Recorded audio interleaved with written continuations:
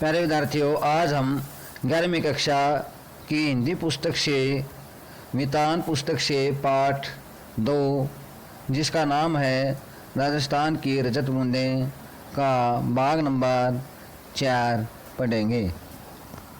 आइए देखिए, पिछले दौर में ऐसे कुछ गांव के आसपास से सड़कें निकली हैं। ट्रक दौड़ते हैं। ट्रकों की फटी ट्यूब से भी छोटी चरसी बनने लगी है। कुएं के व्यास का संबंध इन क्षेत्रों में पड़ने वाली तेज़ गर्मी से भी है। व्यास बड़ा हो तो कुएं के भीतर पानी ज़्यादा फैल जाएगा। बड़ा व्यास पानी को बहाव बनकर उड़ने से रोक नहीं पाएगा। अर्थात कहने का अर्थ ये है कि जितना व्यास बड़ा होगा उसके अंदर पानी के अंदर वाष्पीकरण की क्रिया इतनी ही अधिक होगी। कुएं को उसके पानी को साफ रखने के लिए उसे ढककर रखना ज़रूरी है। जितना छोटा व्यास होगा उसको ढकने में उतनी ही आसानी होगी। छोटे मुंह को ढकना सरल होता है और एक कुएं पर लकड़ी के बने ढक्कन ढके मिलेंगे। कहीं कहीं खास की रट्टी की तरह घास फूस या छोटी छोटी टहनियों से बने ढक्कनों का भी उपयोग किया जाता है। जहां नई सड़कें निकली हैं और इस तरह नए और अपरिचित लोगों की आवक जावक भी बढ़ गई है। वहाँ अमृत जैसे इस मीठे पानी की सुरक्षा भी करनी पड़ती है।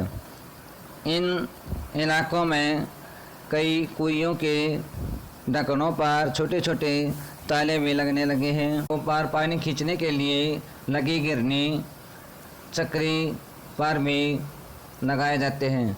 गिरनी जो कुएं में से पानी निकालने के काम आती है, अर्थात कम बल लगाकर अधिक वजन वाली बाल्टी या डोल पानी का उससे निकाला जाता है।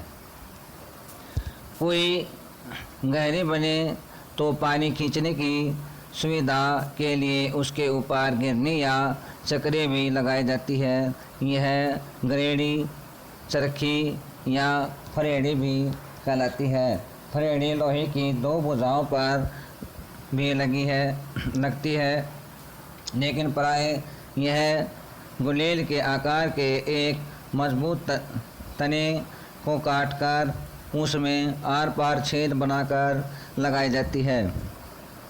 इसे ओड़ाक कहते हैं।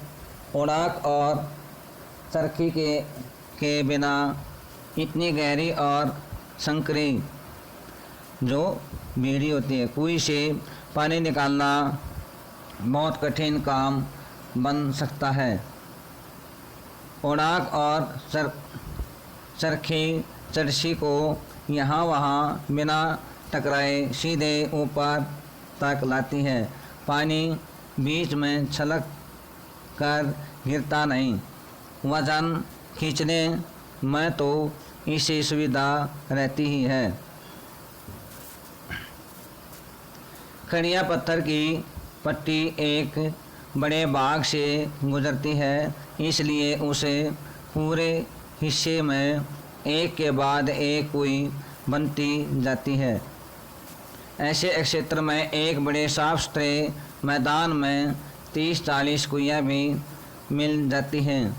हर घर की एक कुएं, परिवार बड़ा हो तो एक से अधिक भी। निजी और सार्वजनिक संपत्ति का विभाजन करने वाली मोटी रेखा कुएं के मामले में बड़े विचित्र ढंग से मिट जाती है। हर एक यानी कि प्रत्येक की अपनी अपनी कुएं है। उसे बनाने और उससे पानी लेने का हक उसका अपना हक है। लेकिन कुएं जिस क्षेत्र में बनती है वह गांव समाज की सार्वजनिक यानी कि सभी की ज़मीन है। यह उस जगह बरसने वाला पानी की ही बाद में वर्ष भर पानी नमी की तरह सुरक्षित रहेगा और इसी नमी से साल भर कुइयों में पानी भरेगा। नमी की मात्रा तो वहाँ हो चुकी वर्षा से तय हो गई है। अब उस क्षेत्र में बनने वाली हर कोई नई कुई का अर्थ है पहले से तय नमी का बंटवारा। इसलिए निजी होते हुए भी सार्वजनिक क्षेत्र में बनी कुइयों पर ग्राम समाज का अंकुश प्रतिबंध लगा रहता है।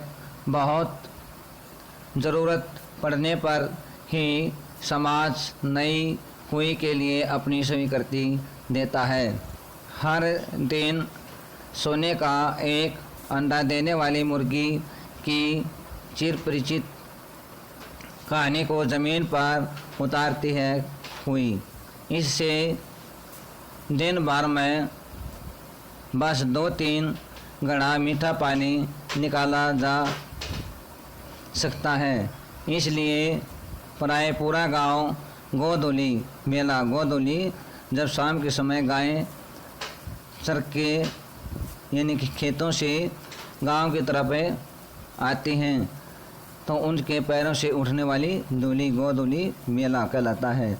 मैं कुइयों पर आता है तब मेला सा लग जाता है, क्योंकि वहाँ पर पानी भरने के लिए जाते हैं तो वहाँ पर एक मेला सा लग जाता है।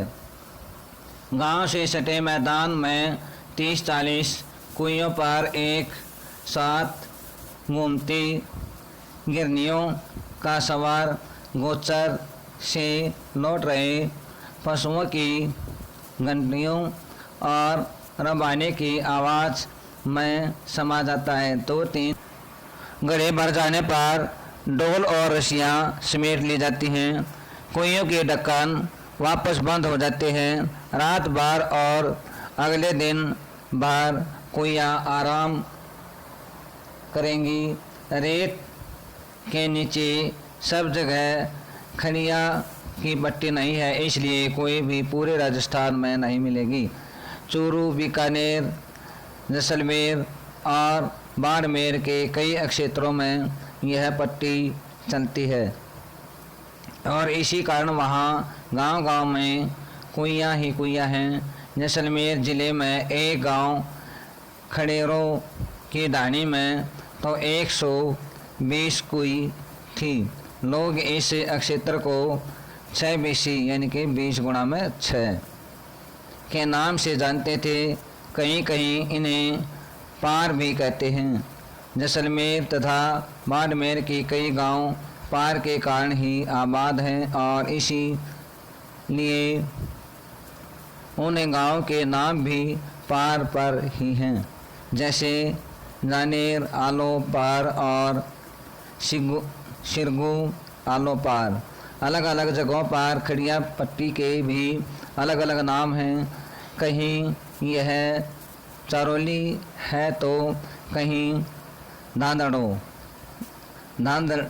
कहीं पर बिल्लो के नाम से भी जानी जाती है, तो कहीं इसे पट्टी का नाम केवल खड़ी भी है और इसी खड़ी के बल पर खारे पानी के बीच मीठा पानी देती खड़ी रहती है कोई। ग्रह कार्य प्यारे विद्यार्थियों, इस पाठ के ये 2 भाग हैं, इनको ध्यानपूर्वक पढ़ें और नीचे 2 प्रश्न उत्तर सहित दिए गए हैं, इनको पढ़ें, समझें, याद करें और साफ कॉपी में लिखें।